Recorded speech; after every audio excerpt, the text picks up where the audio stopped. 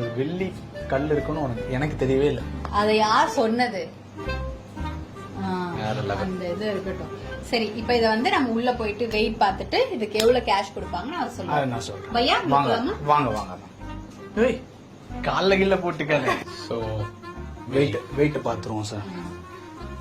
பார்த்து பார்த்து. அதெல்லாம் ஒன்றும் ஆகாது சார். இந்த வெயிட் வந்து 708 கிராம்ஸ்.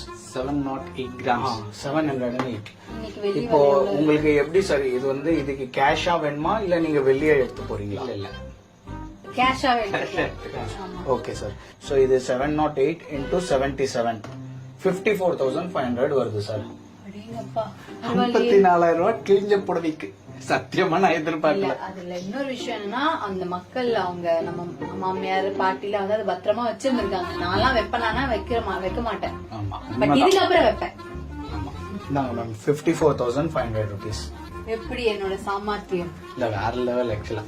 நம்ம கிட்ட இருந்த பட்டு புடவை பழைய பட்டு புடவைய வச்சு இன்னைக்கு வந்து 54,000 ரூபாய் நம்ம வந்து ஏர்ன் பண்ணிருக்கோம்.